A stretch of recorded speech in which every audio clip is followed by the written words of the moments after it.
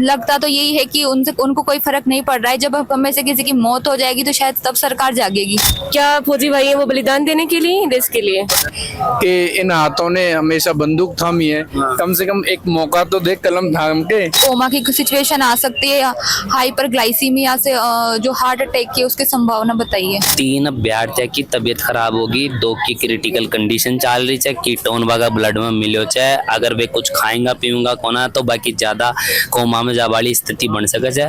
उनको तो बिल्कुल मना कर दिया है डॉक्टर ने कि अगर अभी आपने खाना नहीं खाया तो कुछ भी हो सकता है आपको। घर बैठे कमाए 1500 रुपए प्रतिदिन, वो भी विदाउट इन्वेस्टमेंट। बस डाउनलोड करें बैंक साथी ऐप, फ्री ट्रेनिंग लेकर कमाना शुरू करें। बैंक साथी से जुड़कर 15 लाख लोगों के सपने हुए पूरे। अब बारी है आपकी।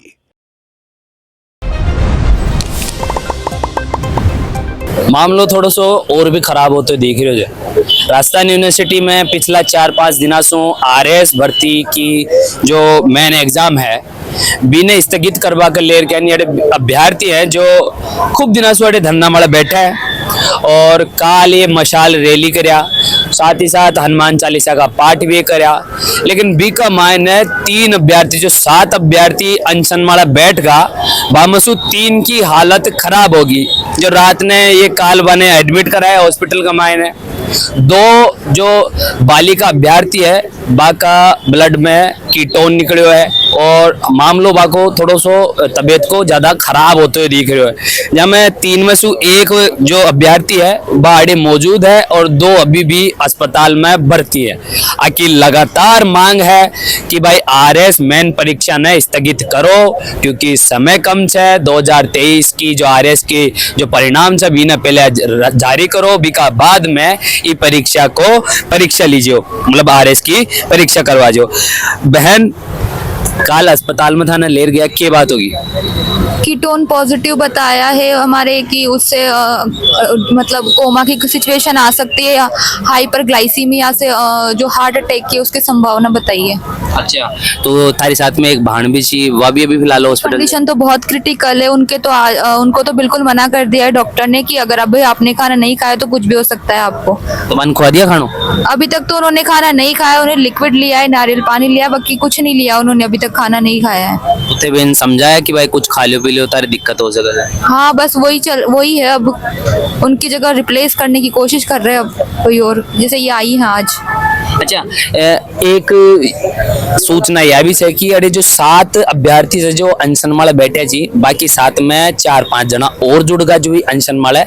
आज बैठे जी 4-5 जना और। हाँ आज से ही बैठे हैं, 2-3 जने आए हैं आज नए। अरे आवाज थोड़ी आज धीमी धीमी कहीं लाग रही है भैया। 4-5 दिन हो गए, जैसे 4 दिन तो हमें अनशन पे हो गए, उसके बाद भी 2 तारीख से आ रहे हैं यहाँ पे, तो रेगुलर आ रहे हैं, तो खाने का तो वैसे ही नहीं हो पा रहा। तो लगभग 2 तारीख से हमारा यही चल रहा है, भूखे रहने का ही चल रहा है। अब सरकार पता नहीं हमसे क्या चाहती है, अभी तक सरकार का कोई प्रतिनिधि आया नहीं है, वो हमारी तरफ ध्यान नहीं दे रहे। लगता तो यही है कि उनको कोई फर्क नहीं पड़ रहा है। जब हम में से किसी की मौत हो जाएगी तो शायद तब सरकार जागेगी।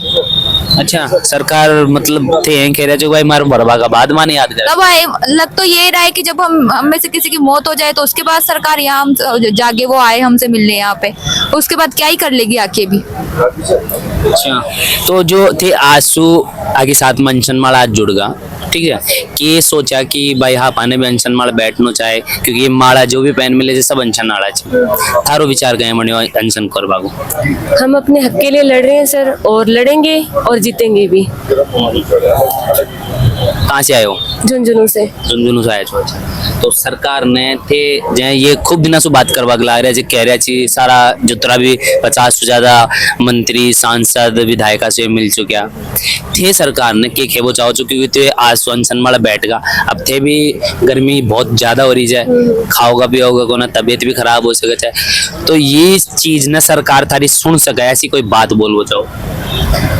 सरकार को यही कहना चाहेंगे कि सरकार यहाँ आए और हम जिस टेम्परेचर में यहाँ बैठे हैं वो आके इस चीज को महसूस करे। हम गुहार लगा रहे इतने दिन से, हमारी सुनवाई क्यों नहीं हो रही, वजह क्या है, हम ये जानना चाह रहे हैं।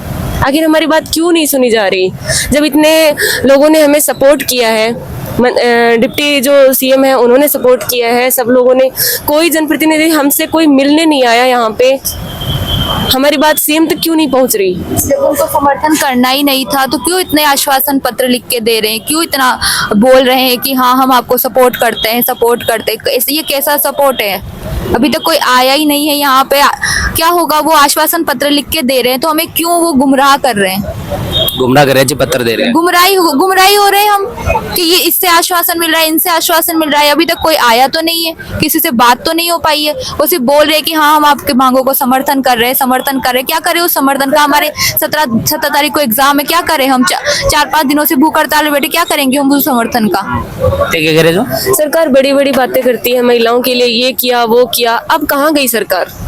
हम महिलाएं यहाँ पे जो लड़कियां बैठी हैं, क्या कर रही है सरकार? क्यों नहीं सुन रही है? इतने जो फौजी भाई बैठे हैं, क्या फौजी भाई हैं वो बलिदान देने के लिए, देश के लिए? जब सरकार बलिदान मांग सकती है और आज सरकार को मौका मिला है कि फौजी भाइयों के लिए कुछ करे, आज क्यों नहीं कर रही? पीछे क्यों हट रही है सरकार? कोई फौजी भाई ये होगा कि भाई उसकी लास्ट स्टेज चल रही हो तैयारी की, तो उसको लास्ट मौका मिल रहा है, तो सरकार को सोचना चाहिए, उसको भी एक बार अवसर देना चाहिए।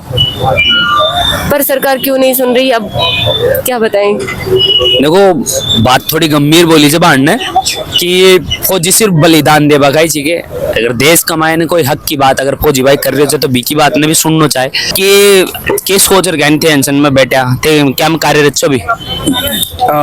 अभी तो मैंने बीआरएस ले लिया है, अभी नहीं है और I am preparation for this RAS.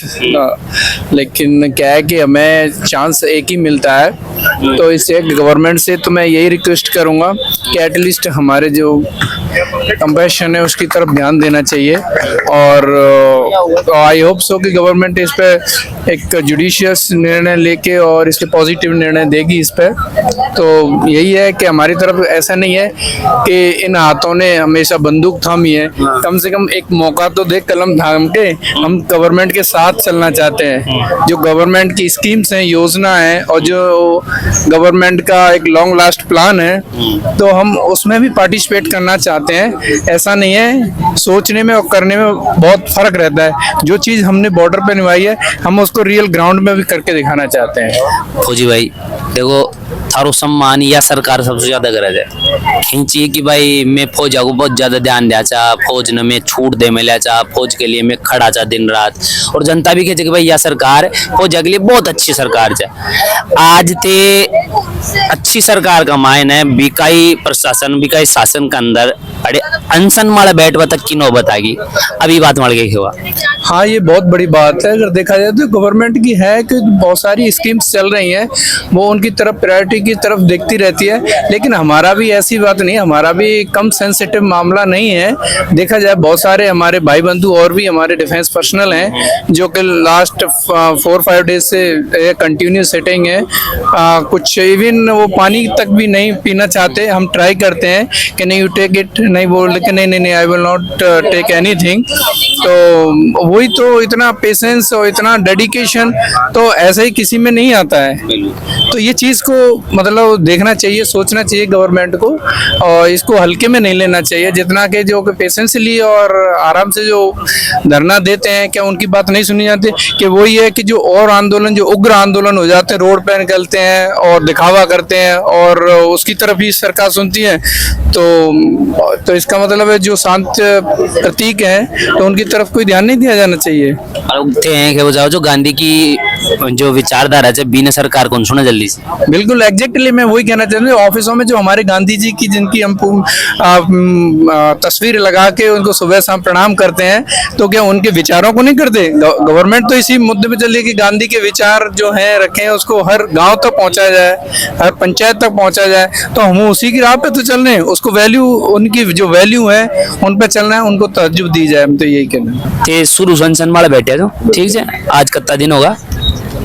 गिनती को नहीं, तो 4-5 दिन हो गया। माँ तो घूम रहे थे, माँ तो दुख रहे बैंक। भाई साहब आज शिक्षा मंत्री जी मदन दिलावर जी की प्रेस कॉन्फ्रेंस हुई थी।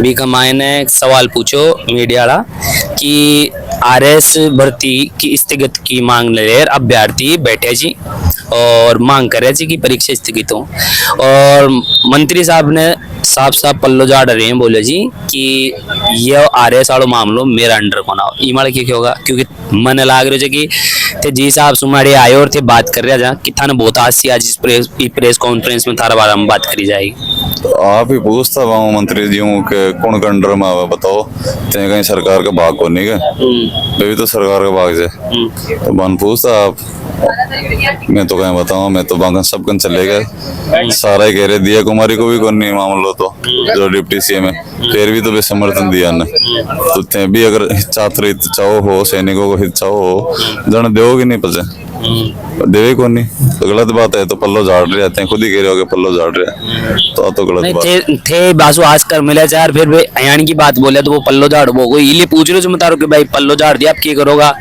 क्या करा, मैं तुम्हारा काम कर रहे हैं, बैठे हैं, हाल ही उम्मीद है और भी जो मंत्री है बीजेपी का वे सब समर्थन कर रहे हैं, अपन दे रहे हैं तो कर ली सरकार जरूर।